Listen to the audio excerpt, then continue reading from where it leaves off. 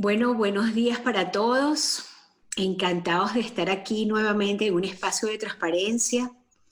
Espero que todos estén entrando ya a la sala para aprovechar esta sesión, una sesión súper interesante, una sesión importante y además les tengo que decir a nuestros estupendos panelistas que es una sesión innovadora en el tema que nos acoge. Em, Como saben, Transparencia Venezuela, además de la lucha contra la corrupción, tiene algunas áreas vitales estratégicas que ha abierto para avanzar en el tema del fortalecimiento institucional que va a permitir dar la pelea a la corrupción, a los abusos, a la discrecionalidad. Y ese tipo de cosas comienzan con eh, por ejemplo, gobierno abierto. Una cosa que en el mundo se discute desde hace más de 10 años, que hay ya cientos de países que tienen propuestas, planes, que hay países que van por el tercer y cuarto plan de gobierno abierto, como sin ir más lejos, nuestros vecinos en América Latina, pero que en Venezuela es una tarea casi tabú. En Venezuela nuestro problema no es que tenemos poco avance en gobierno abierto, sino que la pelea la está ganando la opacidad. Y esa opacidad, por supuesto, es el terreno fértil para no solamente la corrupción, sino el abuso de los recursos, pero también de la gente, de las comunidades, de los ciudadanos, y impide con mucha fuerza la exigencia de derechos y limita hasta la posibilidad de que tengamos la oportunidad de protestar por la falta de ello cuando vemos la terrible represión que aumenta en nuestro país. Venezuela entonces tiene una gran tarea pendiente en temas de gobierno abierto. Sin embargo, buscando maneras para avanzar, y entendiendo que tenemos que concentrar esfuerzos en los grupos de las poblaciones que tienen más represión, que son poblaciones que requieren una atención especial, que por alguna razón se pueden calificar de vulnerables. Hemos estado trabajando en una mirada de la importancia de avanzar en gobierno abierto desde esos espacios. Cómo beneficia o qué se necesita y por qué es importante el gobierno abierto en salud, por ejemplo. Lo vimos hace unos días. Pero hoy el tema es aún más importante. Estamos hablando de la agenda LGBTI, que es un tema muy global, es un tema importante en toda América Latina y en Venezuela no es menos importante, pero entre tanto drama, a veces esta agenda se va al fondo de las prioridades. Nosotros no queremos dejar ese tema en el fondo, sino relevarlo entre las primeras temas de discusión pública. Y hablar de gobierno abierto y agenda LGTBI es todo un reto y es una innovación en el mundo que discute y trabaja por gobierno abierto. Le pasé la invitación de este evento a gente que trabaja en la asociación, en la organización de gobierno abierto internacional, a capítulos de transparencia internacional en otros países que sé que trabajan con fuerza de gobierno abierto y estaban fascinados. Creo que varios de ellos deben estar conectados porque me dijeron que relevante, que importante. Creo que vamos a tener algunas conversaciones importantes hoy porque hay que mirar como lo vemos nosotros, incluir el tema de gobierno abierto en la agenda LGTBI implica no solamente inventar mecanismos y configurar sistemas que permitan acceso a la información, datos abiertos, participación ciudadana, lucha contra la corrupción, sino el que gobierno abierto tenga una perspectiva de derechos inclusiva y diversa. Y para eso tenemos este estupendo panel que se los va a presentar nuestra coordinadora para este evento y coordinadora del Estado Lara, Yonaide Sánchez, que además no solamente está aquí como moderadora, sino que ella fue la inventora de este espacio. A ella se le ocurrió este espacio y por supuesto respondimos inmediatamente que era una estupenda idea. Así que No pierdo más tiempo, les dejo que aprovechen los minutos con este panel. Les deseo mucho éxito y es el primero de una larga lista de acciones, de iniciativas y de trabajos que tenemos por delante. Bienvenidos todos y hasta pronto. Buenos días, gracias Merchi. Bienvenidos todos a este nuevo espacio de transparencia. Un espacio justamente que nosotros estamos abriendo de manera periódica para discutir temas que consideramos de la mayor relevancia. ¿Por qué un evento sobre gobierno abierto y agenda LGBTIQ+? Bueno, habitualmente se hacen abordajes muy útiles y necesarios acerca del gobierno abierto basados en sus pilares fundamentales, que son participación, colaboración, transparencia, rendición de cuentas, innovación tecnológica, sistemas anticorrupción en las interacciones gobierno y ciudadanía. Esos son seguramente los contenidos más difundidos en los foros virtuales, en los espacios de formación y capacitación, en los espacios de información, pero no son los únicos que ocupan un lugar relevante en la agenda de la Alianza por el Gobierno Abierto. Allí también están temas como los géneros, la inclusión, la gobernanza y el desarrollo y el fortalecimiento del espacio cívico. Para que eso ocurra, allí tienen que estar todas las perspectivas, tienen que estar todas las voces. En su página oficial, la Alianza por el Gobierno Abierto lo señala en los siguientes términos. La apertura del gobierno es un método poco explorado para acelerar la igualdad de género y cerrar las brechas críticas en la información, el acceso y la participación. Cuando las perspectivas de las mujeres, de las niñas y de las personas de todo el espectro de género e identidad sexual se incluyen en el gobierno abierto, también se incluyen los conocimientos, las habilidades y las experiencias que aumentan el potencial de reformas ambiciosas. Es más probable que las sociedades tengan éxito cuando todas las personas son miembros iguales y contributivos. Los miembros de la alianza deben ser intencionales, estratégicos y ambiciosos para llevar adelante estas reformas e incluir a los grupos de género al gobierno abierto. En el año 2019, lanzó la campaña Más lejos, más rápido, romper los roles. A nosotros nos encanta el contenido y nos encanta esa denominación, más lejos y más rápido, porque queremos promover que las iniciativas de gobierno abierto se vinculen a las perspectivas de géneros. Con esa campaña se buscó generar un espacio de co-creación mucho más amplio y que el 30% de los miembros asumieran compromisos en esta materia. Finalmente se logró que lo hiciera el 31% de los miembros.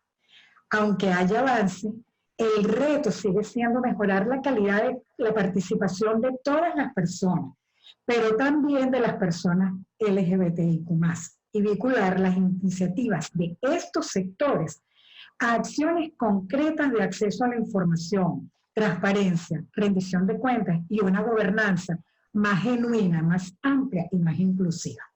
Con este evento, desde Transparencia Venezuela, nosotros queremos hacer un aporte a la discusión de un tema muy poco explorado en nuestro país e impulsar un modelo de gobierno abierto que incluya múltiples voces, diversas perspectivas con enfoque de derechos y anticorrupción, para todos y todas. Es por eso que hemos convocado para ustedes un panel extraordinario que nos acompaña hoy. Están con nosotros Quiteria Franco, Tamara Adrián y Danilo Manzano. En su momento los vamos a presentar a cada uno de ellos. Les quiero decir que vamos a tener un primer momento con las 3 presentaciones. Cada una de ellas va a durar unos 15 minutos, en las cuales ellos van a poner sobre la mesa los puntos que consideran más importantes para que luego podamos pasar al espacio de interacción y de intercambio que vamos a tener con todos ustedes.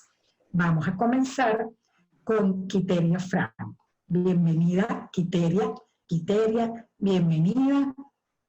15 minutos. Adelante. Hola, buenos días, gracias. Yo voy mientras comparto la presentación, que lamento no haberla enviado a tiempo, voy a compartirla. Y si en algún momento la conexión pues falla, yo pues apagaré la cámara. A ver si se ve todo. Ok. Primero que nada, quiero darle gracias a Transparencia, a ti, Yonaide, por el interés en organizar este evento, este foro, más como una conversación que otra cosa sobre el gobierno abierto y lo que podría significar una oportunidad para la agenda LGBTI. Transparencia es una de mis organizaciones favoritas por el trabajo titánico que hacen en Venezuela y en los países donde están, ¿no? Yo agradezco además la invitación porque en estos días me sirvió para ir haciendo como un inventario de todo lo que se ha hecho en Venezuela en cuanto a la agenda de personas LGBTI. Y logré preparar esta presentación teniendo en cuenta dos cosas. Las acciones que hemos llevado a cabo desde la sociedad civil organizada, en grupos, en colectivos, en organizaciones, en asociaciones civiles, y la respuesta del Estado, de las diferentes instituciones del Estado, pero además las acciones que ha llevado a cabo de alguna manera u otra el gobierno a través de sus instituciones y otras instituciones del Estado, y dónde han quedado, es decir, dónde está la información de esas acciones que tomó el gobierno. Porque creo que es un ejercicio reflexivo y que es lo que nos va a guiar para que en un futuro podamos tener en Venezuela un gobierno abierto. Y ustedes que están llevando adelante esto saben muchísimo mejor que yo lo que significa gobierno abierto. Y ya Yonaide y Mercedes en su presentación lo hicieron. Gobierno abierto tiene que ver con transparencia, transparencia en el manejo de los recursos, transparencia en las acciones, transparencia en los planes que se presentan también por parte del gobierno. Aunque estamos hablando de gobierno abierto, yo no dejo de pensar que en realidad estamos hablando del Estado, porque estamos hablando de todas las instituciones que forman parte del Estado, ¿no?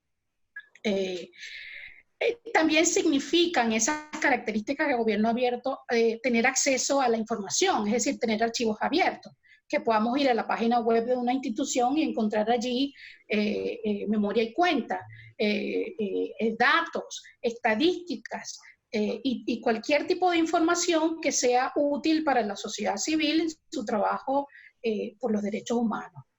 Pero también dos cosas súper importantes es la construcción de políticas públicas con participación ciudadana. Porque al fin y al cabo somos la ciudadanía quienes entendemos las necesidades que tenemos y las necesidades que tenemos como población, como individuo o como colectivos inclusive.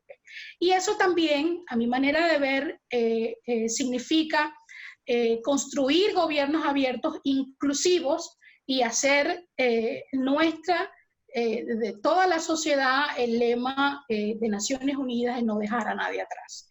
Y eso significa ser gobiernos abiertos y también inclusivos, inclusivos de todas las personas, de todas las necesidades, pero creo que hay algo importantísimo que debemos hacer.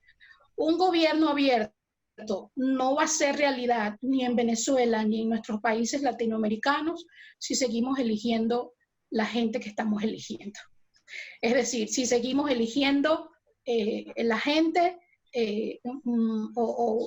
con base en el carisma, en el populismo o lo que queremos escuchar, en lugar de escoger gente preparada, con trayectoria, como se hace en otros países vecinos, que el político tiene una carrera y va demostrando a lo largo de esa carrera, va demostrando su trabajo.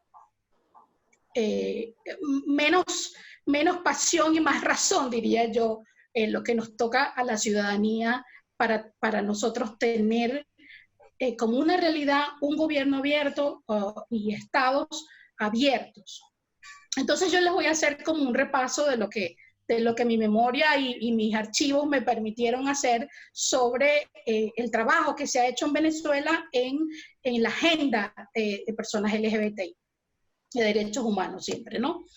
En el año 2010 hubo el censo de población y viviendas en el país.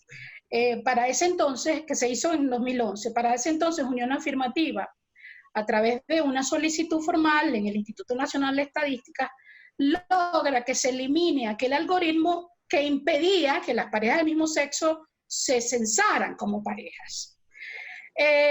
Para 2012 se publican estos datos preliminares que fueron presentados por el mismo Elías del Yuri, que para ese entonces era el director del Instituto Nacional de Estadística, y dice que existen entre 4.000 y 6.000 parejas conformadas por parejas del mismo sexo, familias conformadas por parejas del mismo sexo. Sorpresa que para el año siguiente, 2013-2014, esas cifras preliminares desaparecen en su totalidad del informe final que fue aprobado en la Asamblea Nacional de ese año. Desaparecieron. Obviamente, Unión Afirmativa, por haber sido impulsor de esto, nosotros iniciamos, estaba yo recién entrando a Unión Afirmativa en el 2014, emprendimos todo un trabajo de solicitud de reuniones con el director, y al final, bueno, la explicación que nosotros recibimos de manera verbal, nunca de manera escrita, la recibimos escrita, pero después de muchísimo tiempo, era que esas cifras no eran lo suficientemente significativas como para ser incluidas en el informe final. Es decir, que 6.000 parejas conformadas por, 6.000 familias conformadas por parejas del mismo sexo no son importantes para la sociedad, para el país y para el gobierno. Es decir, ahí hubo una exclusión total. Ya de por sí esto, que estoy mencionando como primer dato, representa una violación de derechos humanos. Porque ¿cómo puedes tú, como gobierno, cómo puede un gobierno crear políticas públicas, decirse inclusivo si elimina las pocas estadísticas que hay sobre una población históricamente discriminada? Eso ya sucedió en el 2010-2011, que fue el último censo que teníamos. Posteriormente, y estas sí son acciones del Ejecutivo, en políticas que se fueron implementando de alguna manera, que tuve la oportunidad de recordar para incluir, en 2011 el Ministerio del Poder Popular para Protección Social y las Comunas se crea una misión llamada Negra Hipólita.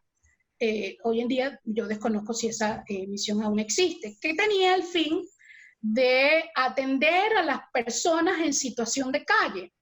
Dentro de esa misión se creó el Centro de Atención Especializada Belinda Álvarez, que tenía el fin de atender a personas trans en situación de calle y con problemas de adicción a algún tipo de sustancia ilegal, la que se llaman sustancias psicotrópicas o algo así. Ese instituto estuvo abierto por cerca de 3, casi 4 años.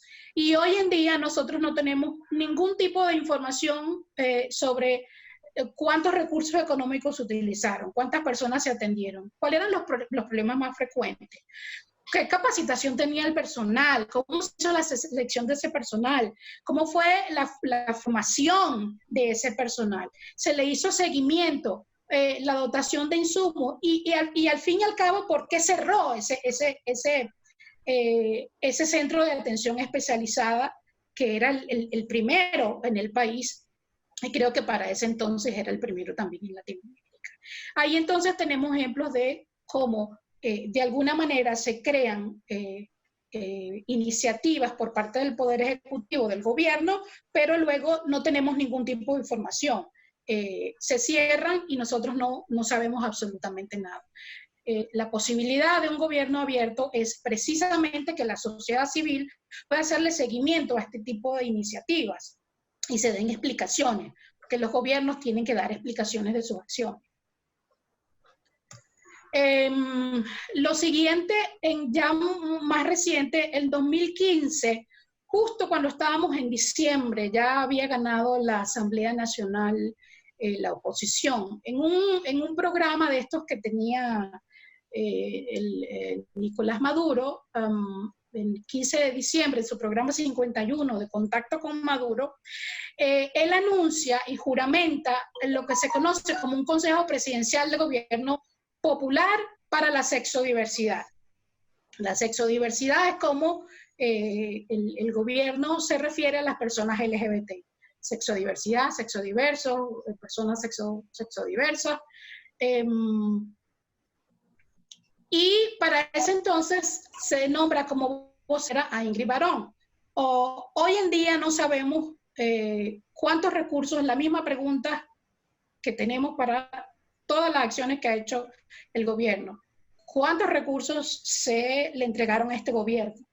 Los resultados, las acciones, las actividades, que sí las hubo, porque solo basta con revisar por las páginas que abrieron y por las redes sociales cómo tenían actividades por estados. Y se hacían, y se entregaban, y se hacían acciones, pero hoy en día nosotros no tenemos ninguna información, y ni yo tampoco he visto ninguna memoria y cuenta entregada por el presidente que se dé cuenta de los recursos que se utilizaron, los resultados, qué acciones hay, qué actividades, y al fin y al cabo, cómo ese gobierno popular se traduce en beneficio real para las personas LGBT. Otras oficinas que se han abierto en otros ministerios, de las que yo sé que se abrieron, pero que no existe información al respecto, está la Oficina para la Sexodiversidad que hubo en el Ministerio del Deporte, una que existe, creo que todavía existe una Oficina para la Sexodiversidad en el Ministerio de la Mujer, y otra institución que se creó, es el Instituto contra la Discriminación Racial, que surge como mandato de la Ley contra la Discriminación Racial. Cabe destacar que esta ley, y quienes participaron allí, en ese entonces era José Ramón Merente, que era parte del coordinador de Unión Afirmativa, cuentan en sus relatos de participación que esa ley originalmente estaba planteada para que fuese una ley contra la discriminación amplia que incluyera todos los tipos de discriminación. Y fue precisamente el tema de la inclusión de las personas LGBTI lo que derivó en que se transformara en una exclusiva para la discriminación racial. No sabemos nada de ese Instituto contra la Discriminación Racial.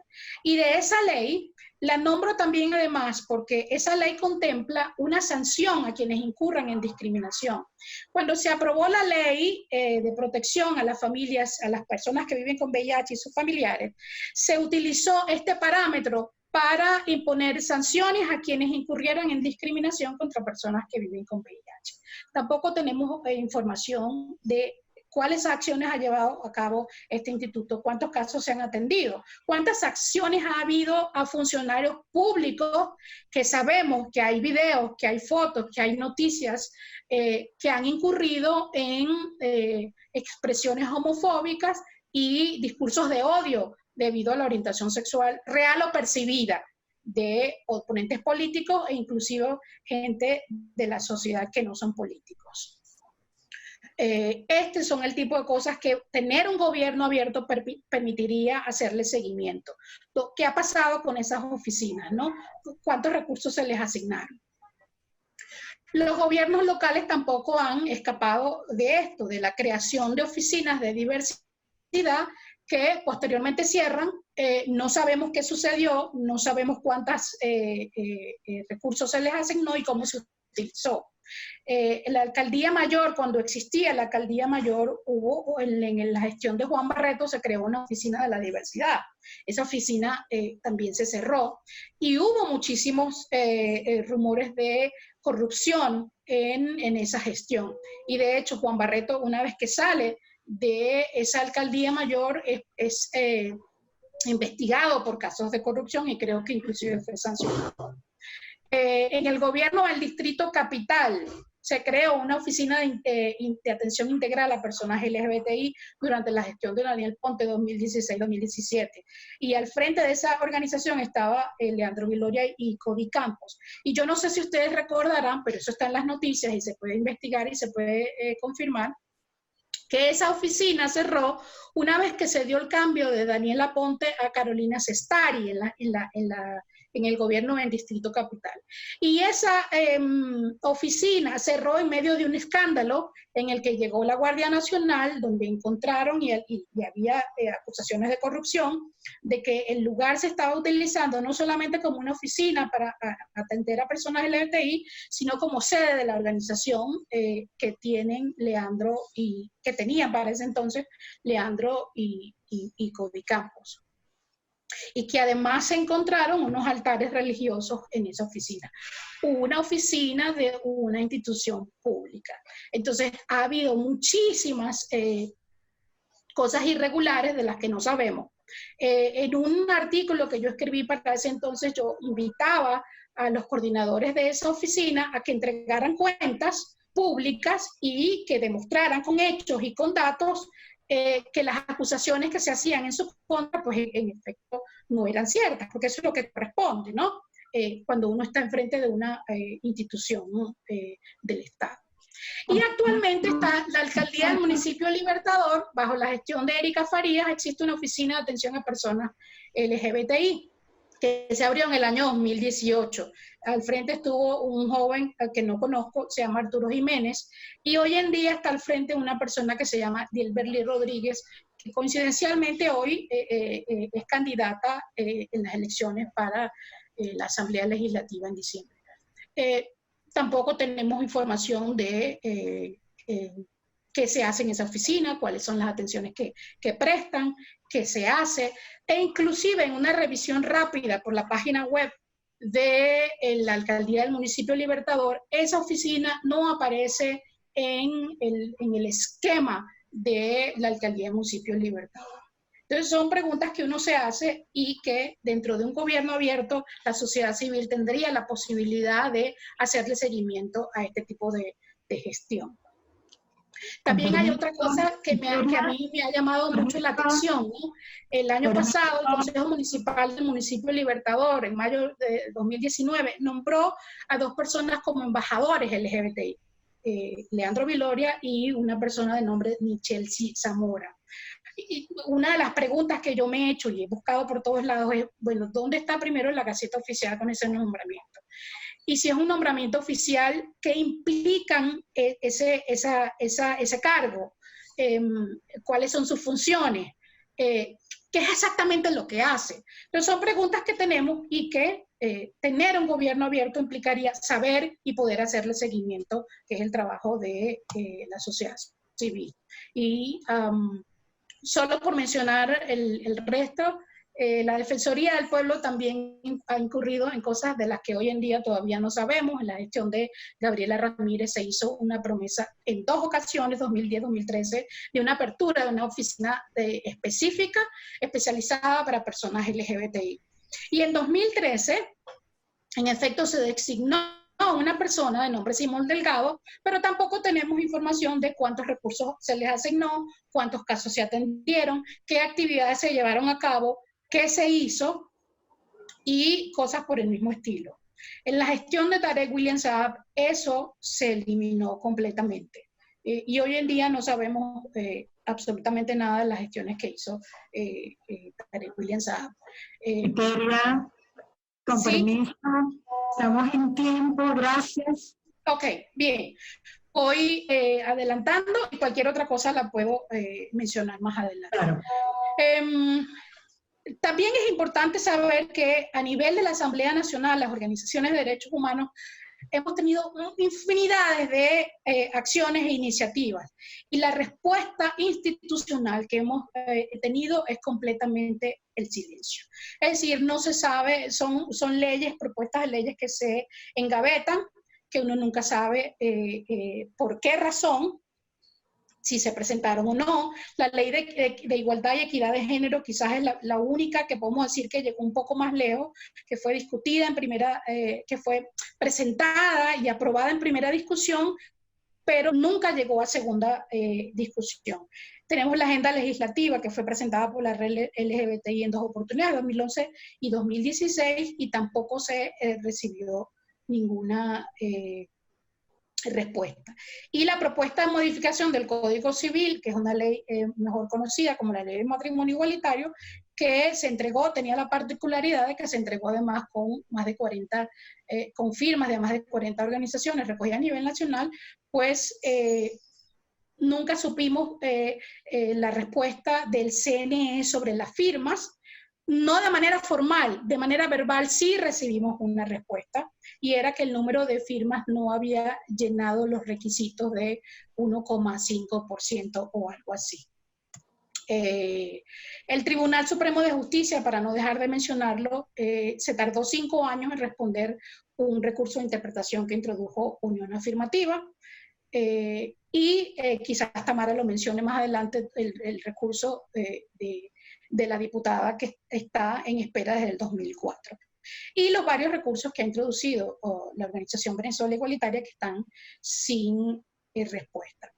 Y ya para culminar, quería mencionar, yo revisé también el Plan País que está promoviendo el gobierno interino y la Asamblea Nacional, y a mí me parece loable.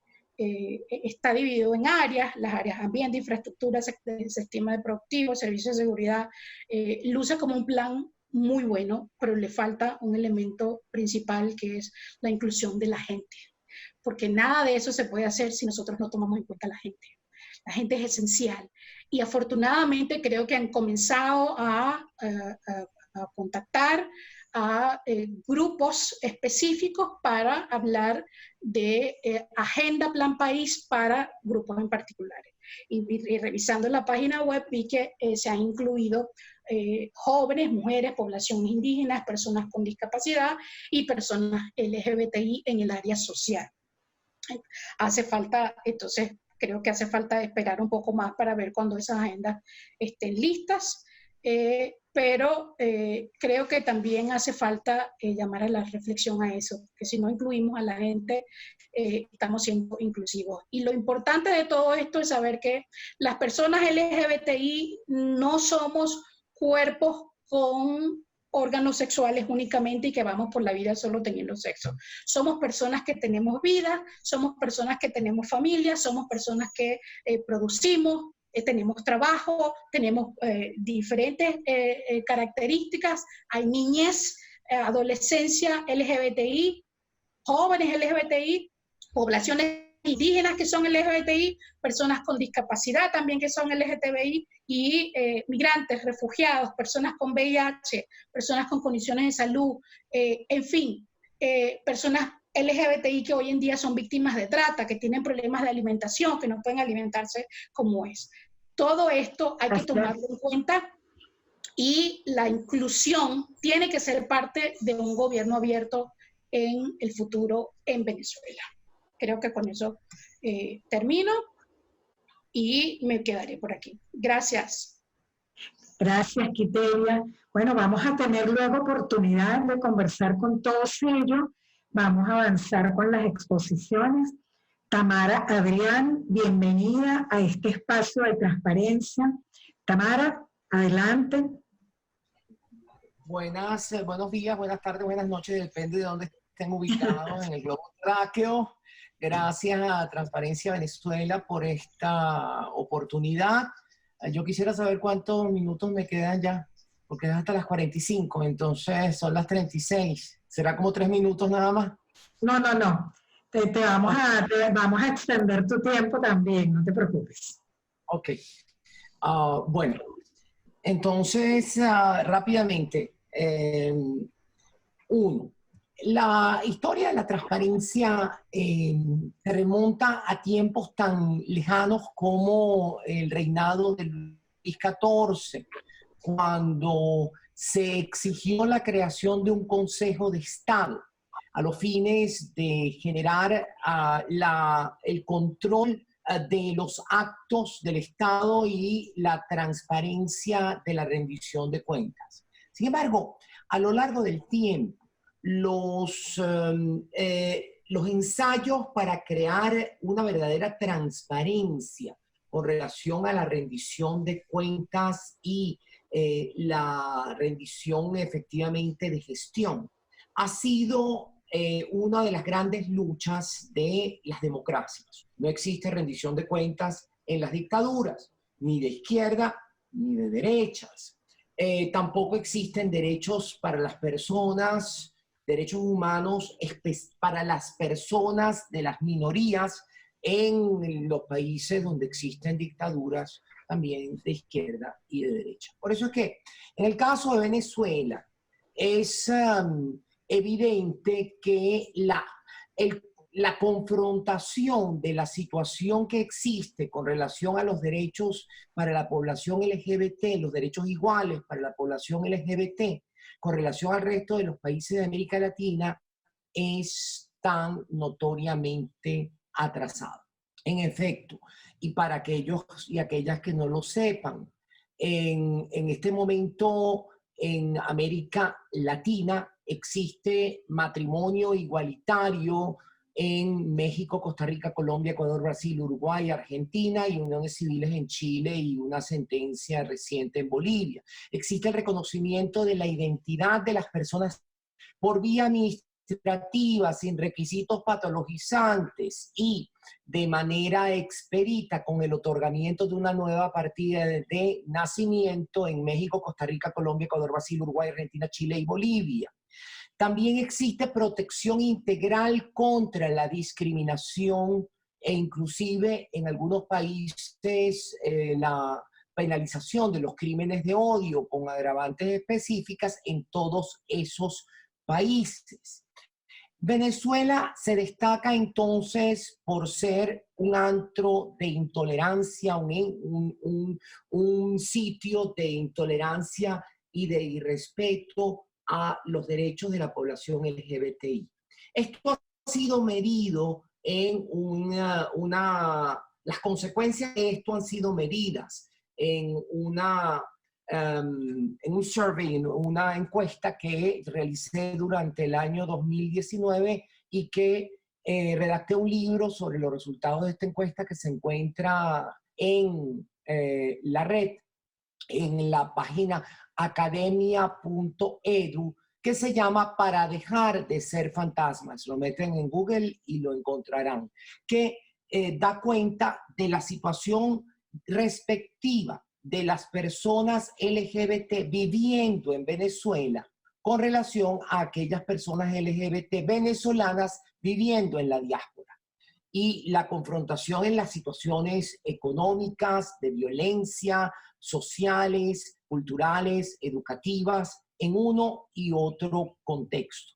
Y una de las cosas que más, uno de los hallazgos que más llama la atención es que cuando tú comparas la violencia en la calle, en el espacio público, e inclusive la violencia que sufren las personas LGBT en colegios, en el sistema educativo o en el trabajo, comparativamente reduce, y eso tiene variaciones dependiendo de la orientación sexual o la identidad de género, pero reduce esa violencia verbal y física en un promedio de un 70% menos para aquellas personas que están viviendo fuera de Venezuela. Eso quiere decir que hay un verdadero problema de violencia, de exclusión en Venezuela. Un problema de exclusión educativa, un problema de exclusión social, un problema de exclusión laboral, un problema de violencia y un problema de discriminación. Ahí está medida por primera vez esta situación. Ahora, lo que es invisible no se puede ver. Por eso la necesidad de traer al tapete, como decía Quiteria anteriormente, las acciones y traer al tapete lo que se quiere hacer para mostrar el pecado original. ¿Dónde está el pecado original en el caso venezolano? Y eso debemos mencionarlo siempre. En estos días existen para ese supuesto evento electoral que se quiere realizar en diciembre sin condiciones y sin que haya ni transparencia ni ningún tipo de seguridad, de certeza sobre los resultados. Y con una manipulación del tema de los partidos políticos, etcétera, etcétera. Pero hay algunos candidatos y candidatas LGBT, particularmente en el ámbito del PSV. Y una de las cosas que leía yo ayer era que resurgía en todas las redes, y en esta noticia en particular, que las promesas sobre matrimonio igualitario son imposibles de cumplir porque se opone el artículo 77 constitucional. Eso no es cierto, pero es cierto. Vamos a decirlo en este orden. No es cierto porque los derechos humanos son de interpretación progresiva, 1. 2, no es cierto porque, de acuerdo con la propia Constitución, los estándares internacionales de protección de los derechos humanos se internan en el derecho venezolano con carácter supraconstitucional, es decir, por encima del texto constitucional.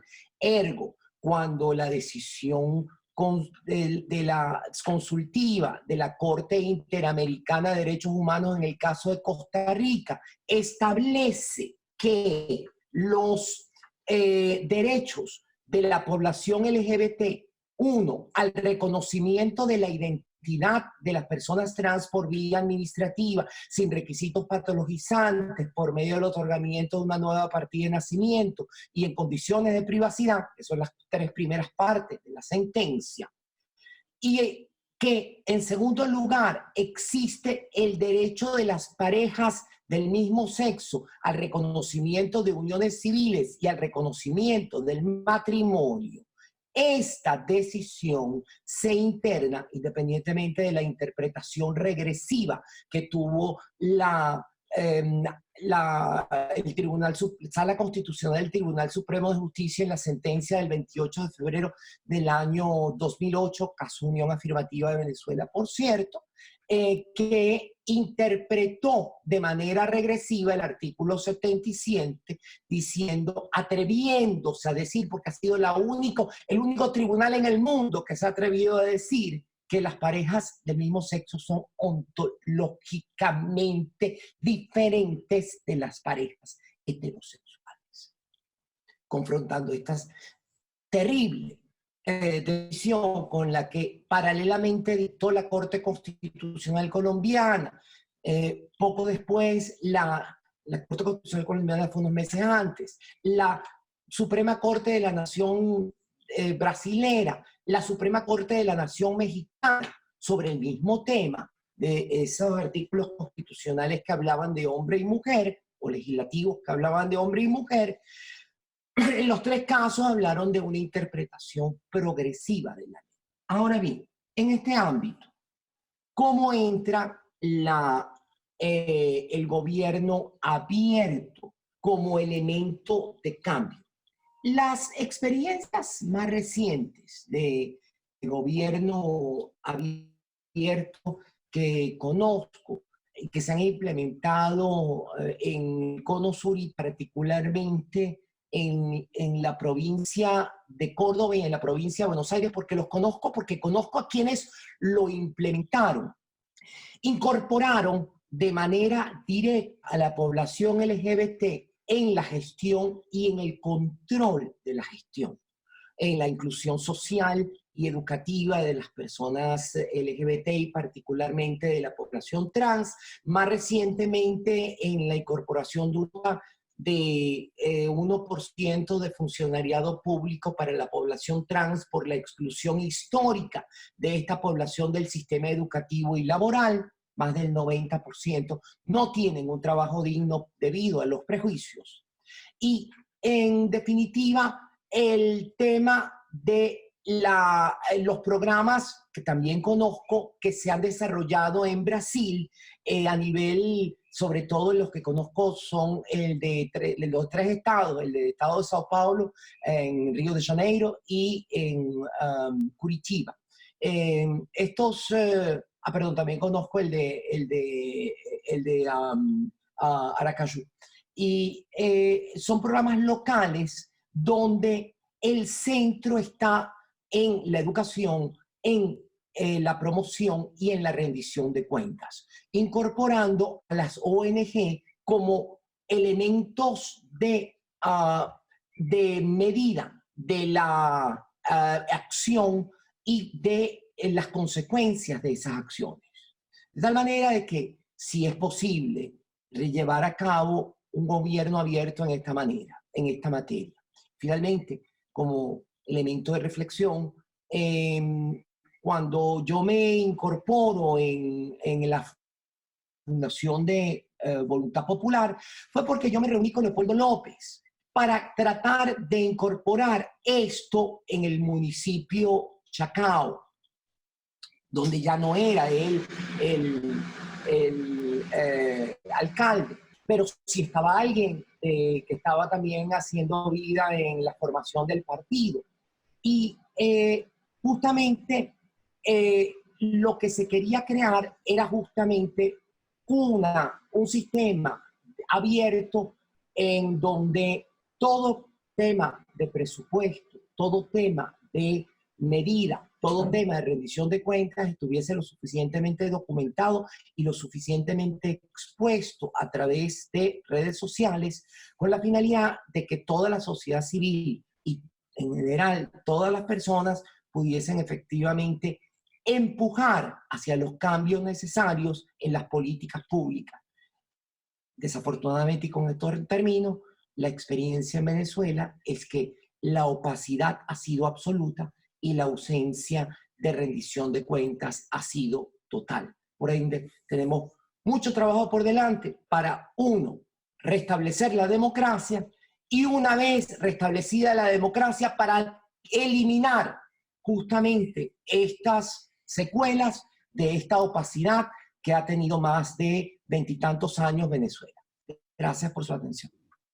Muchísimas gracias, Tamara. Vamos a escuchar a Danilo Manzana. Danilo es activista político y social por la diversidad en ese país, defensor de derechos humanos, actualmente director de la organización ciudadana Diálogo Diverso, desde la cual han brindado atención directa a más de 5.500 personas LGBTI+ de Venezuela en Ecuador. Muy agradecidos, Danilo, por esta cifra extraordinaria que nos conmueve y que nos hace agradecerle esa solidaridad. Es coordinador general de la plataforma de comunicación digital Dialogando Ando, espacio de comunicación para las juventudes diversas en Latinoamérica. Es conferencista internacional sobre diversidad sexogenérica con énfasis en participación política, migración y refugio de personas LGBTIQ+. Bienvenido, Danilo, adelante. Después de la intervención de Danilo, vamos a abrir el espacio de intercambio con ustedes. Adelante.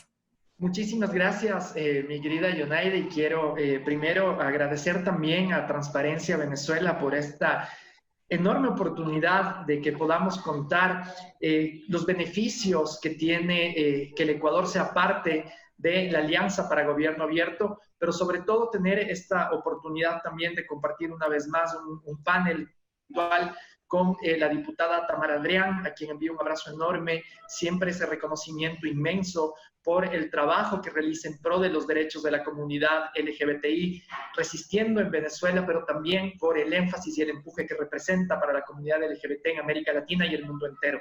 Así también enviar mi saludo afectuoso a Quiteria Franco, quien desde Unión Afirmativa también están generando esta resistencia necesaria en pro de los derechos de la comunidad LGBTI venezolana.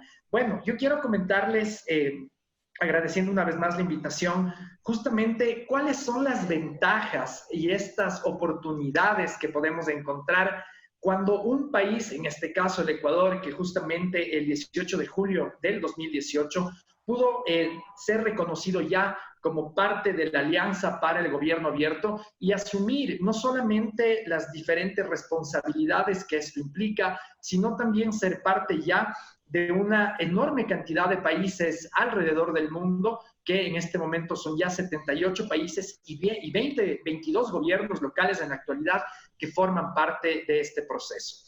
Es importante entonces conocer de manera inicial qué busca el gobierno abierto. El gobierno abierto como tal en esta alianza, una vez que un país ingresa, tiene como principales objetivos el fortalecimiento de la democracia, mejorar la calidad de vida de la ciudadanía, generar confianza entre los gobiernos y promover la innovación y el emprendimiento. Todos estos ejes, estos objetivos fundamentales tienen que estar y tienen que ir de la mano de los pilares que tiene el gobierno abierto, que si bien existe una estructura, en este caso general, una estructura macro, se van aterrizando ya de manera más concreta en cuál es de este plan de acción, cuál es de esta hoja de ruta que se quiere generar a nivel local, a nivel país. Los ejes, entonces, de estos pilares fundamentales en los que se basa el gobierno abierto tienen que ver primero con la transparencia y el acceso a la información pública. En este sentido, estaba siguiendo mucho la participación tanto de Quiteria como de la diputada Tamara y concuerdo al 100%. Y les quiero contar algunos temas que han pasado aquí en el Ecuador con base a esta temática. La transparencia y el acceso a la información pública como tal, anteriormente por parte de las diferentes carteras del Estado, no se entendía de manera adecuada. Entonces, esto de la transparencia y el acceso a la información pública se tenía pensado como cuando una cartera de Estado ponía en su página web una cantidad de información, muchas veces demasiado extensa, pero que no necesariamente era la información a la cual la ciudadanía quería o pretendía acceder. Entonces, tanto la transparencia como el acceso a la información son dos ejes fundamentales que tienen muchísimos mecanismos, no solamente en su interpretación, sino ya de manera directa en el acceso, que tienen que ir de la mano al derecho a la información que esté en el poder de las instituciones públicas y que esta información sea puesta a disposición de la ciudadanía, de modo que dé cuenta del uso de recursos públicos, de sus actividades y de los resultados obtenidos en cada una de las gestiones.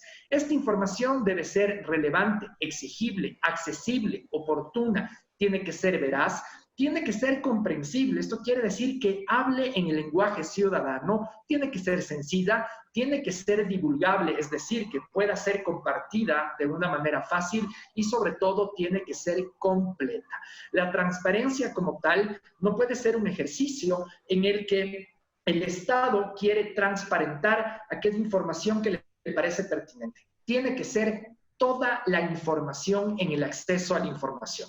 Por otro lado, otro de los pilares tiene que ver con la integridad y la rendición de cuentas. Esto se refiere a los valores y principios determinados en las normas de conducta y el comportamiento del servidor público al momento de desempeñar sus funciones.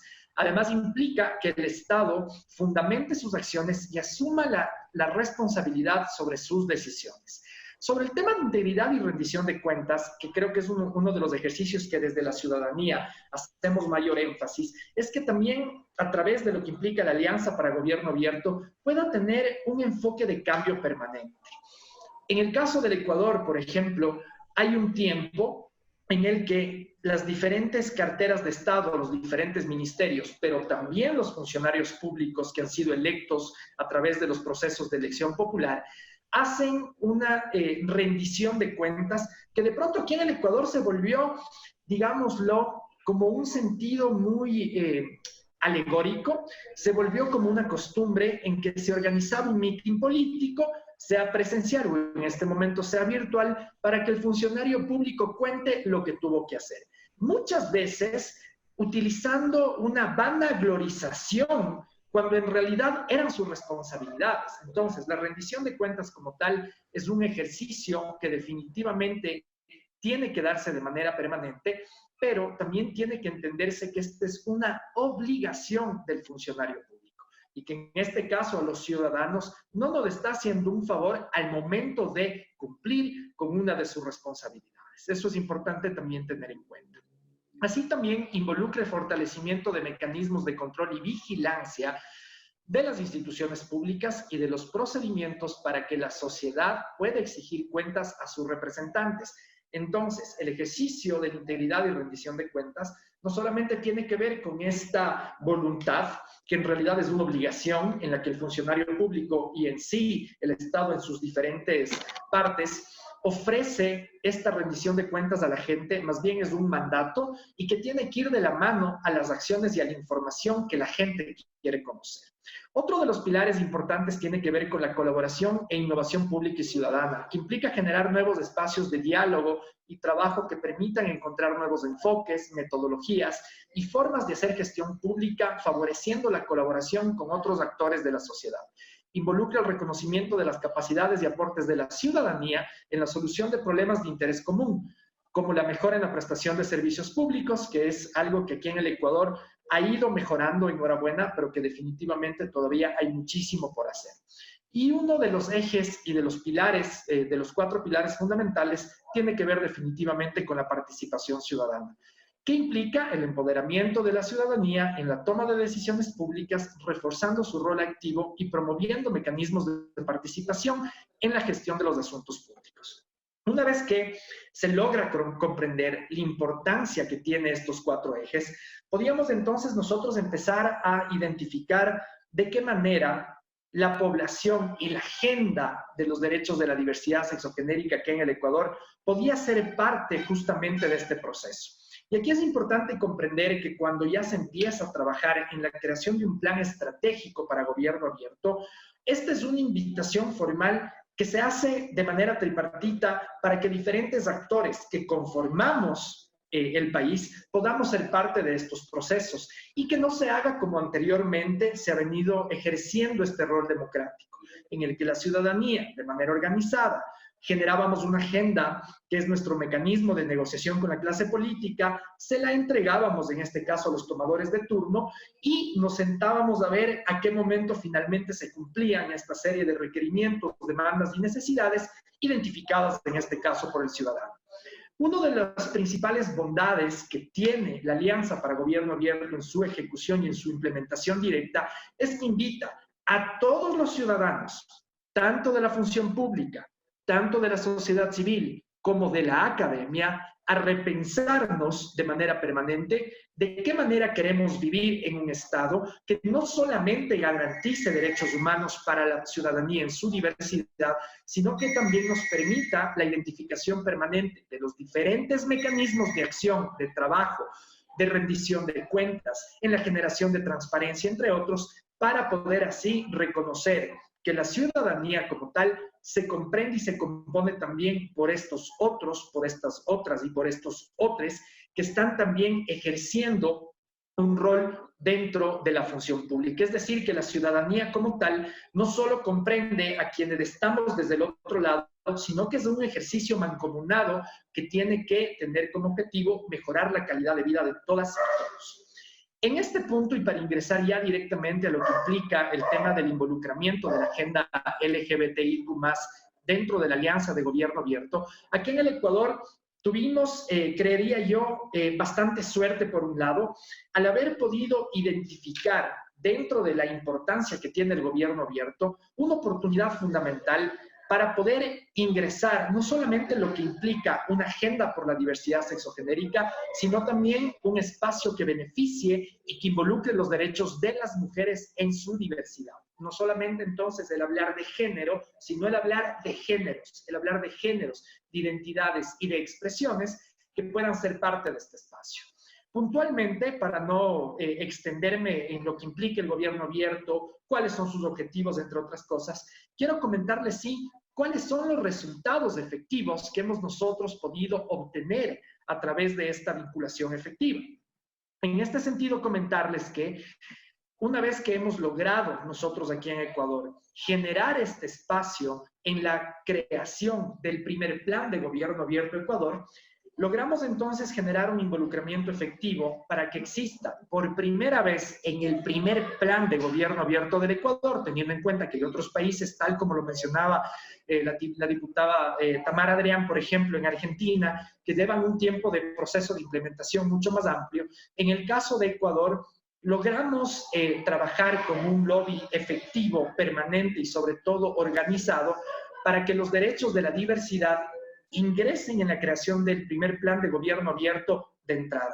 Esto nos permitió justamente por parte de el grupo núcleo que conforma en este caso gobierno abierto, ser invitados a participar desde el inicio.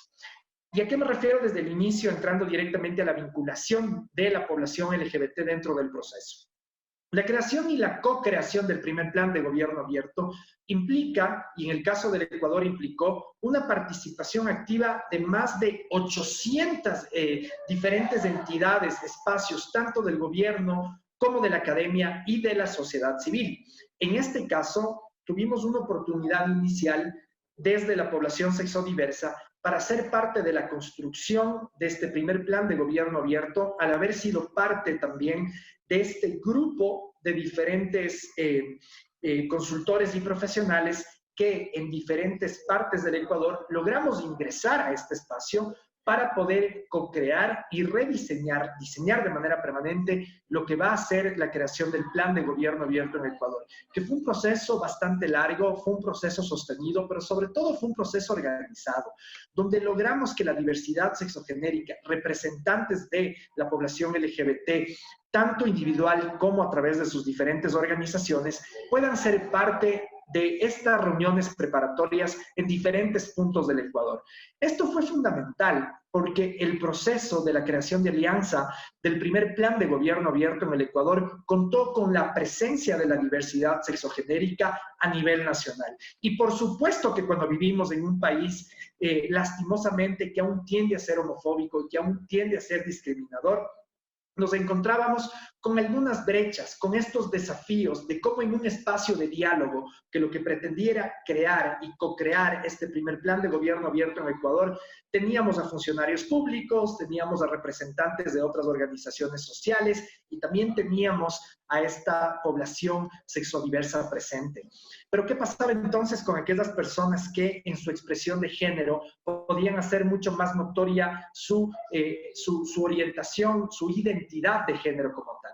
Es decir, que nosotros permitimos que desde el inicio de la creación del plan de gobierno abierto en Ecuador, la población LGBT esté presente en cuerpo, de hecho, y que por otro lado también tenga la capacidad de juntarse con estos otros actores invitados para que la creación de este primer plan contemple las voces diversas desde el inicio, a diferencia de otros espacios que invitan a la población LGBT como un acápite o como una línea, pero que está totalmente desconectada de los otros y de las otras. Esto quiere decir que el primer plan de gobierno abierto aquí en el Ecuador tuvo la participación, la presencia y las voces sexodiversas desde el inicio, generando de pronto, sí, alguna incomodidad en más de un actor o actora presente, pero que definitivamente era necesario porque así debe ser la democracia, que valora la diversidad teniendo el diálogo y sus representaciones directas desde el primer momento. Entonces, logramos construir, y aquí ya voy al hito principal para no extenderme justamente en el tiempo, en cómo se dio la co-creación del Plan Nacional de Gobierno Abierto pensado hacia la población sexodiversa, hacia la población LGBTIQ+, pero por otro lado también hacia los géneros, principalmente hacia la erradicación de violencia hacia las niñas y mujeres. La co-creación del Plan Nacional de Prevención y Erradicación de la Violencia contra las Mujeres de Géneros y a la vez la creación del Observatorio Ciudadano de Violencia de Género y Diversidades Sexogenéricas es uno de los capítulos considerados no solamente en el Ecuador, sino también a nivel latinoamericano como uno de los puntos más importantes en el plan de acción que en este caso el Ecuador ha logrado crear, que tiene diferentes momentos y que tiene algunos hitos importantes en este caso a ser considerados con base a la realidad que se vive aquí en el Ecuador. ¿Cómo se identificó esta necesidad? Teniendo justamente como identificación que aquí en el Ecuador 64 de cada 100 mujeres han sido víctimas de algún tipo de violencia a lo largo de su vida. Por otro lado, las cifras de violencia contra las diversidades sexogenéricas, de acuerdo a la investigación realizada por el INEC sobre las condiciones de vida de la población LGBT en Ecuador, se observa que la población encuestada, por ejemplo, en un 27,3%, señaló haber experimentado actos de violencia, de las cuales el 94,1% manifestó haber sufrido gritos, insultos, amenazas y burlas, y un 45,8% ha sido detenido de forma arbitraria. Del total de la población entrevistada, el 70,9% reportó que vivió alguna experiencia de discriminación en su entorno familiar y de la cual el 72,1% sufrió algún tipo de violencia directa. Con toda esta información, que de hecho es muy extensa y no quisiera leerles al 100% esto, comentarles cómo queda el compromiso en el plan de gobierno abierto de cara a la población LGBTI y también a las mujeres en su diversidad. Co-creamos un plan que en este momento contribuye a cohesionar, articular, socializar y educar sobre los instrumentos de gestión pública para la prevención y erradicación de la violencia contra las mujeres y población LGBT, que fomente el cumplimiento de la normativa específica vigente a través de la ejecución de acciones concretas y en beneficio de las y los sujetos de derecho. Así también contribuir al cambio de patrones socioculturales que fomentan lastimosamente la violencia hacia las mujeres y hacia la población LGBTI+. En este sentido, tenemos y estamos completamente emocionadas y emocionados desde Diálogo Diverso y en sí, desde todas y todos los actores que forman parte de la Alianza para Gobierno Abierto en el Ecuador, porque por primera vez en nuestro país se va a crear un plan nacional que erradique, que pretenda erradicar y prevenir justamente la violencia hacia la población LGBTIQ+. Y en este momento, con muchísima emoción, comentarles que uno de los puntos fundamentales ha sido, a través de y el apoyo con la GIZ de la cooperación alemana, la creación de este primer observatorio ciudadano para la observancia de la violencia de género y también de la población LGBTIQ+. Entonces, la invitación como tal, y en este caso hablar de gobierno abierto, implica definitivamente, como ya nos lo comenta la diputada Tamara Adrián, una decisión política importante, porque sin esto como tal, el involucramiento no se puede hacer efectivo. Pero si es que identificamos dentro de lo que es la metodología de trabajo de gobierno abierto, sí nos hace una invitación permanente a repensarnos como ciudadanía, como actores de las organizaciones sociales del LGBTI y también quienes, enhorabuena, siendo LGBTs, están en espacios de toma de decisiones, que los procesos de cambio conductuales no lo podemos hacer solos, no lo podemos hacer solas.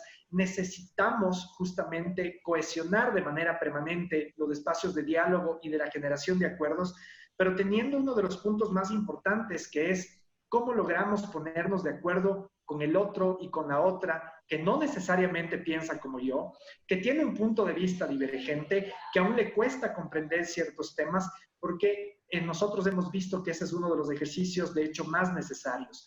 Poder concretar acuerdos con las personas que tienen un pensamiento divergente. Y ese es uno de los desafíos que, en este caso, la creación del primer plan de gobierno abierto en Ecuador nos ha permitido realizar de una manera sistemática y, sobre todo, organizada.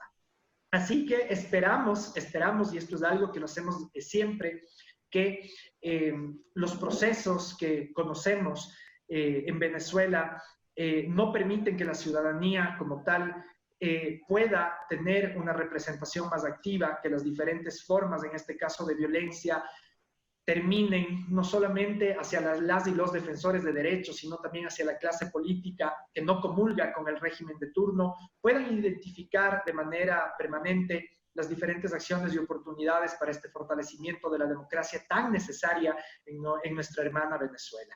Espero que esta información haya sido provecho y espero también poderles enviar alguna documentación aquí en el chat que pueda ser de interés para comprender de mejor manera las bondades que implica la vinculación de los derechos LGBT en el gobierno abierto, en esta Alianza Internacional por el Gobierno Abierto. Muchísimas gracias, Danilo. Realmente ese ha sido justamente el foco de interés con este espacio, ese vínculo. Además de las preguntas que ya les había mencionado, tenemos otras contribuciones muy interesantes de nuestros participantes. Nos dice desde Ecuador, Marcela Mora. El trabajo en red es una de las estrategias más importantes para lograr una acción colectiva más eficiente. En ese sentido, con base en su experiencia, ¿cómo se desarrolla la coordinación, colaboración, interorganizaciones de la sociedad civil para lograr objetivos comunes? ¿Cuáles han sido las problemáticas halladas en ese camino? ¿Y cuáles considera son los retos y desafíos? Mina nos dice, mil gracias. Yo quisiera preguntar cómo valoran la importancia de comunicación en los procesos de transparencia. Eso es para todos. Jonathan Mateus le pregunta a Tamara, hablando de rendición de cuentas y transparencia, ¿podrías informar a las personas LGBTI cómo ha sido tu gestión en la Asamblea Nacional? Acuerdos, parlamentarismo de calle, propuestas de ley, actividades públicas con las organizaciones LGBTI nacionales. ¿Crees que es justo seguir apelando a las restricciones del TSJ, la necesidad de restablecer la democracia en Venezuela, entre otros, para seguir dejando atrás los temas legislativos concernientes a matrimonio o identidad de género en la Asamblea Nacional? Jairo García nos comenta, sin duda, opacidad, autoritarismo, violación de derechos humanos, incluido el sector LGBTI, se implican. Y lo contrario, gobierno abierto, democracia, respeto progresivo de los derechos humanos, también van juntos. Le pregunto a la doctora Tamara Adrián.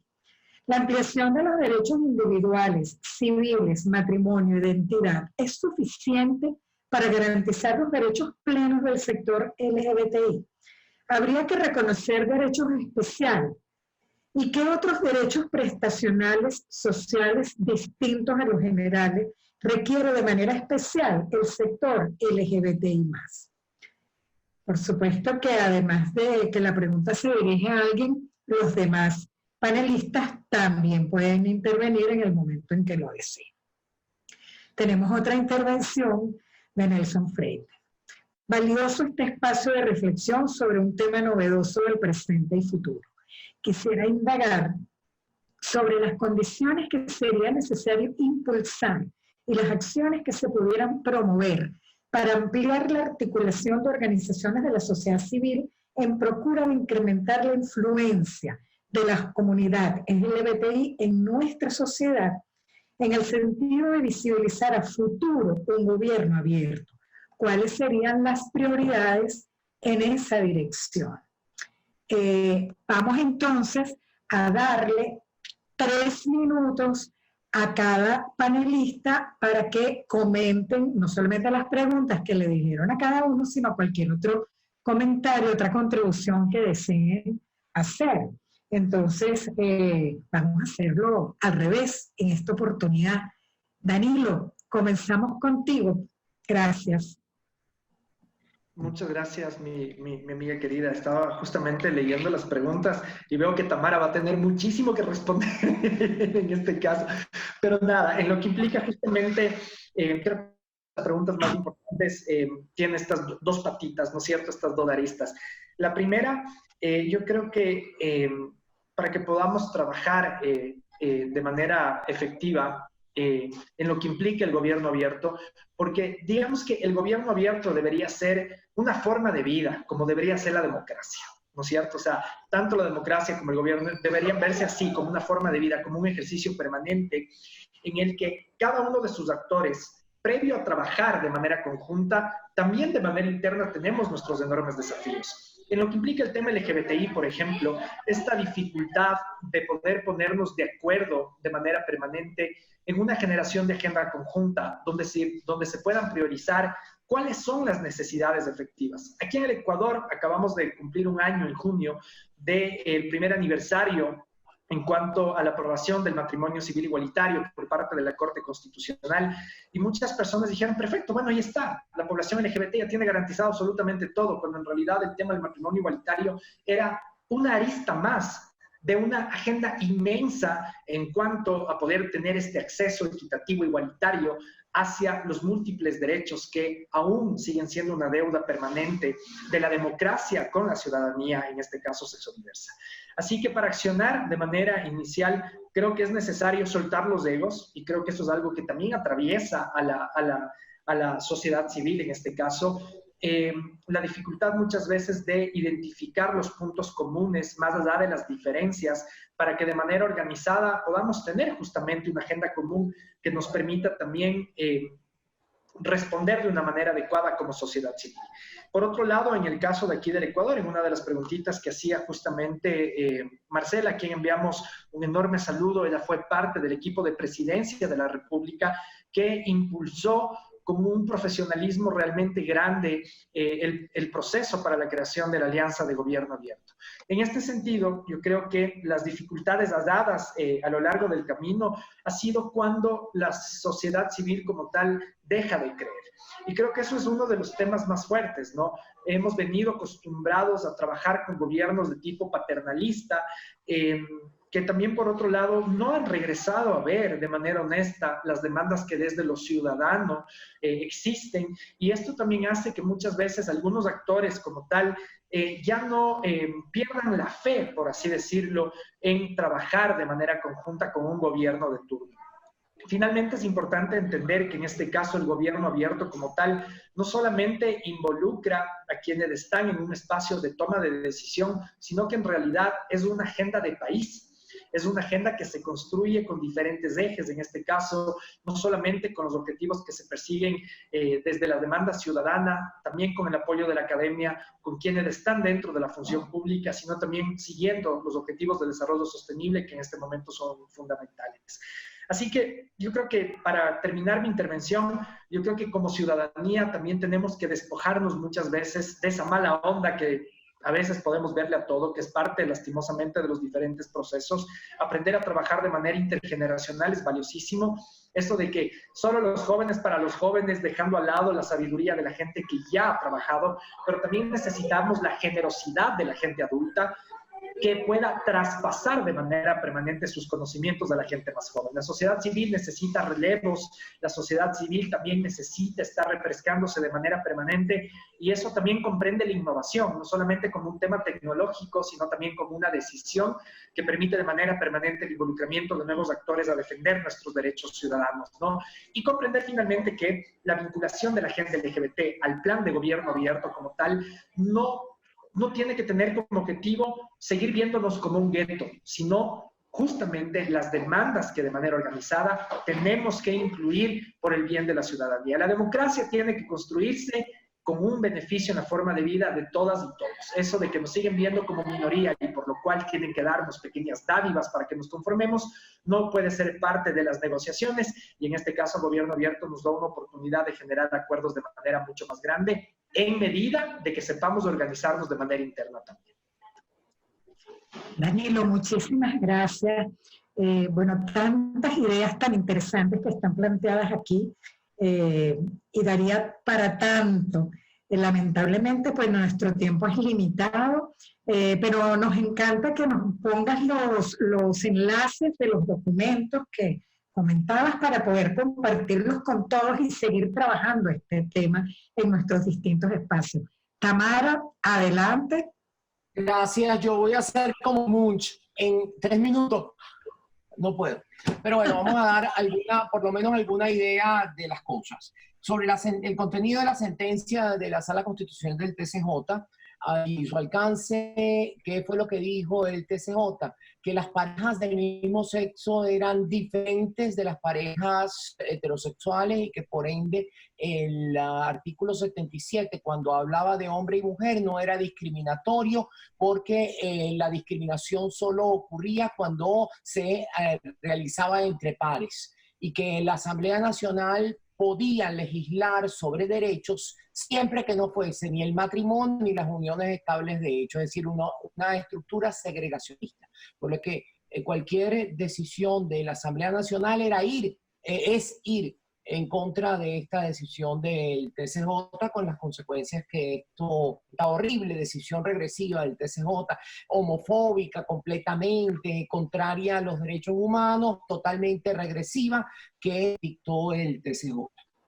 Llamado revolucionario. En México la situación efectivamente depende de los estados, pero no olviden que hay una sentencia de la Suprema Corte de la Nación Mexicana que dice que el matrimonio puede ser el matrimonio celebrado en alguno de los estados, porque el estado, México es un estado federal. Que el matrimonio celebrado en un estado tiene validez en todos los estados, uno. Y dos, que aquellos estados que no tengan el matrimonio, se puede celebrar el matrimonio a través de un amparo, que cuesta dinero, que es tardío, pero se puede celebrar también. En este momento, si memoria no me traiciona, ya son 19 o 20 de los estados de México que tienen ya el matrimonio igualitario. En cuanto a la pregunta de si hay necesidad de una ampliación de derechos, si es suficiente, ya lo dijo Danilo, no, el matrimonio no es suficiente y el reconocimiento de la identidad es suficiente, pero es el inicio del cambio. Tiene que haber otros elementos porque así como la igualdad ante la ley en virtud de la raza asegura esa igualdad ante la ley, no quiere decir que el racismo desaparezca, o que la igualdad ante la ley de las mujeres no significa que la misoginia desaparezca y que la discriminación en contra de la mujer haya desaparecido. Hay mucho trabajo por hacer, pero sin duda alguna, esos dos hitos del matrimonio y del reconocimiento de la identidad, unido al tema de la inclusión social y acciones afirmativas, es indispensable. En relación a las condiciones de inclusión de la comunidad LGBTI en Venezuela es complicado porque desafortunadamente ninguna ONG prácticamente en Venezuela recibe recursos, ni del Estado ni de forma internacional, por lo cual estas ONG son pobres de toda pobreza, son absolutamente precarias y a eso se agrega una diáspora terrible. La mayor parte de nuestros dirigentes se han ido del país y nos hemos quedado sin generación de relevo en muchas ocasiones. Sin recursos y sin generación de relevo hay que hacer un esfuerzo organizativo bien importante en esta materia. Con relación a las preguntas de Jonathan Mateus, rendición de cuentas, creo que está ya en las redes y estoy preparando ya el informe para este año. Se aprobó el Día Internacional contra la Homofobia, se aprobó una resolución sobre el VIH, perdón, el COVID y cómo afectaba desproporcionadamente a la comunidad LGBT. En la cual, por cierto, incorporó un ala de Primero Justicia, un ala, y digo porque no todo Primero Justicia, sí, pero un ala de Primero Justicia, una mención a ese nefasto artículo 77 constitucional que habla de hombre y mujer, tratando de evitar que se hablase de matrimonio igualitario. Se incorporó un proyecto de ley de reforma de la Ley Orgánica de Registro Civil que no ha sido discutido, pero no ha sido discutido porque es que ninguna ley ha podido ser discutida en la Asamblea Nacional. Se aprobaron 3 leyes al inicio del 2016, que fueron todas ellas declaradas inconstitucional por el Tribunal Supremo de Justicia. Después se estableció el supuesto desacato de la Asamblea Nacional, se eliminaron las funciones legislativas de la Asamblea Nacional y el presupuesto de la Asamblea Nacional, y desde entonces Venezuela no ha podido tener leyes en ninguna materia, en ninguna, salvo 3 leyes del tema de transición que se aprobaron en el año 2019. es una función legislativa prácticamente que es frustrante para mí como abogada y que quería justamente promover esta discusión de la igualdad. Recientemente, por cierto, incorporé a la Comisión de Política Interior una reforma de esa que hice en el 2016. Y finalmente, habría que incorporar derechos adicionales. No, la población LGBT no necesita derechos especiales, como ninguna población. Lo que necesita es derechos iguales y que se asegure esa igualdad. Y, por ejemplo, en el caso de la comunidad trans, es posible que se requieran acciones afirmativas de, por ejemplo, en el área laboral, el LGBT en general, en el área laboral. Si ustedes ven el informe mío, verán cómo, por ejemplo, la deserción educativa, sobre todo de la comunidad trans, es terrible, aunada a la intención de suicidio por el bullying en el colegio y la ausencia de cualquier tipo de política pública en Venezuela de inclusión educativa de la comunidad LGBT. Finalmente quisiera hacer una referencia a un comentario de Roberto Duque aquí, que me pareció un poquito, lo digo de mal gusto, cuando dice que, además que no lo entiendo, que no se ha tomado como un libertinaje entre algunos grupos de LGBT. Yo creo que es un comentario de mal gusto y un comentario bien prejuicioso, perdonen que lo diga así. Gracias. Muchas gracias, Tamara. Muchos elementos allí para conversar. Quiteria, adelante.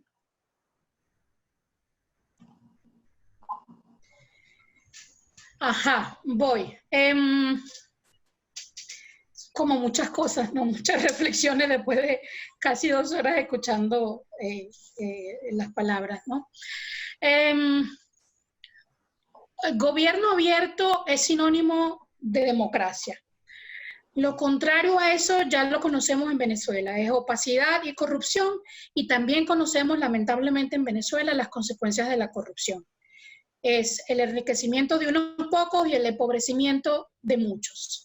Y eso nadie lo desea, eso nadie lo quiere para Venezuela, ni en el presente, ni nunca más en el futuro. Había una pregunta de Jonathan Mateo sobre las acciones. Lamentablemente, en Venezuela ha habido una realidad que ha sido terrible para el movimiento LGBT, y es que desde el Estado se comenzaron a promover la creación de organizaciones, agrupaciones, colectivos por sectores. Eso obviamente incluyó al sector LGBT, personas LGBT. El gobierno creó organizaciones y son a esas organizaciones a las únicas que convoca para sus reuniones, para posibles planes, para actividades que al final terminan en nada. Esas divisiones a partir de ideologías de izquierda o de derecha, lo único que ha servido es para dividir a un movimiento que debe estar unido. Por eso es que yo repito, y lo voy a decir una y otra vez, tantas veces como sea necesario, la homofobia, la bifobia, la transfobia, el machismo, la discriminación y todos esos vicios que provienen del patriarcado, la misoginia, eso no tiene ideología. Eso es humano, eso está presente en todos, en los que se dicen de muy izquierda, en los que se dicen muy de derecha, en los que se dicen de centro. Entonces, es absurdo que nosotros creemos esas divisiones para impulsar unos cambios en vez de ubicarnos desde los derechos humanos. Creo que ese es un cambio que nosotros tenemos que hacer. Lo que estamos exigiendo son derechos humanos y los mismos derechos. No hay necesidad de crear derechos diferentes, no son privilegios los que estamos pidiendo, son los mismos derechos que tiene el resto de la población en el mundo que nosotros no tenemos. Yo diría, me gustó la pregunta de Nelson Freites, porque creo que es el mensaje con el que quiero cerrar, y es, ¿qué podemos hacer? Los instrumentos legales los tenemos. Tenemos los instrumentos internacionales internacionales de derechos humanos, tenemos los acuerdos, tenemos los pactos internacionales, es decir, desde el punto de vista legal tenemos todo lo necesario como para emprender los cambios que permitan a las personas LGBTI funcionar dentro de la sociedad como funciona todo el mundo. Pero esto también pasa, primero por lo que decía antes, tenemos que elegir mejores a nuestros representantes en las instituciones. Tenemos que identificar a aquellos que tienen de verdad una verdadera vocación de servicio y que entiendan que van a llegar a una posición a servir a la ciudadanía y no simplemente a tener una posición de poder. Una posición de poder tiene que ser para precisamente ayudar a la ciudadanía a que tenga una mejor vida y a que se respete su dignidad como ser humano. Pero también creo que toca en nuestras sociedades que cada uno de nosotros vaya viendo, vaya poniendo en tela de juicio e interpelando nuestros propios prejuicios. Porque todos, en algún momento de nuestras vidas, hemos tenido a alguien cercano, a una persona que se identifica como mujer lesbiana, como un hombre gay, una persona bisexual. ¿Y cuántos de nosotros en posiciones diferentes hemos rechazado, discriminado, excluido de alguna manera? Desde el gobierno, desde las empresas, desde nuestras casas, desde el lugar en donde estamos. Y para construir una nueva sociedad en Venezuela creo que hace falta esa reflexión de ver cómo hoy en día la conducta del gobierno que tenemos ha discriminado a todos por igual.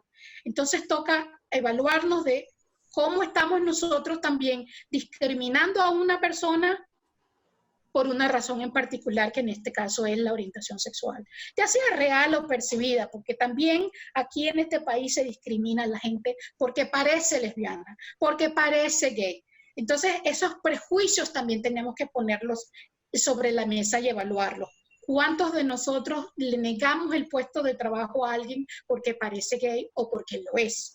¿Cuántos de nosotros dentro de las organizaciones, preguntas que le he hecho a organizaciones de Naciones Unidas también, cuántas organizaciones, ACNUR, ONUCIDA, cuántas tienen dentro de sus empleados personas que se identifican como LGBT y que tienen la libertad de ser y expresarse y de vivir su sexualidad de manera libre y no sentirse obligados a ocultar su vida personal, su vida familiar, por temor a por temor a perder ese empleo? ¿Cuánto no sucede eso en las escuelas? En las organizaciones de derechos humanos también. Este es un llamado a todos, de verdad, a que cada uno dentro de las organizaciones, dentro de las instituciones, hagamos esa revisión y esa evaluación de nuestros prejuicios, de nuestros valores y de promover realmente una inclusión y no una inclusión real, no solo de palabra, una inclusión real. Preguntar cuáles son tus necesidades, no pensar o creer que sé cuáles son tus necesidades. Entonces, creo que eso es algo que nos toca hoy en día como sociedad para construir una nueva sociedad realmente inclusiva, donde todos se nos respete nuestra dignidad como seres humanos y podamos ser funcionales dentro de la sociedad. Muchísimas gracias, Quiteria. Bueno, tienen en el chat el enlace que nos prometió Danilo, ya está colocado allí. Antes de despedir el espacio, voy a leer una aclaratoria de Roberto Duque. Un segundo.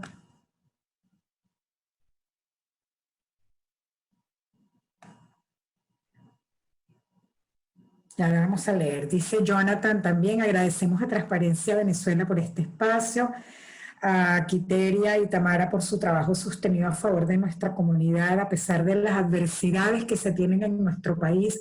Gracias, Danilo, por tus aportes por LGBTI venezolanos migrantes forzados. Es Jonathan Mateus, que está en Nueva York y está compartiendo con nosotros. Roberto Duque también te felicita, Quiteria. Y él puso un comentario aclaratorio. Regálenme un segundo, que este chat va más rápido que mi mano.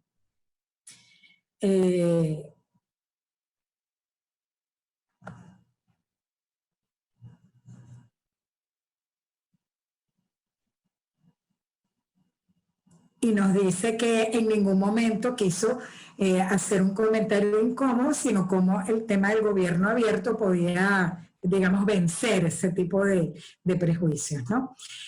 Bueno, nosotros estamos encantados, les damos las gracias a ustedes tres por habernos acompañado aquí hoy con sus perspectivas tan necesarias, tan interesantes, tan retadoras. Para nosotros es un gusto haber abierto este espacio porque la transparencia no es solamente un asunto de números, no es un asunto de cifras, no es un asunto de datos. Es también la posibilidad de hacer transparentes los temas, las preocupaciones que existen en nuestra sociedad y poder brindar espacio para que esto se converse, se discuta, para que nos podamos escuchar y conocer y reconocer, porque una sociedad que no conversa es una sociedad que está destinada al fracaso.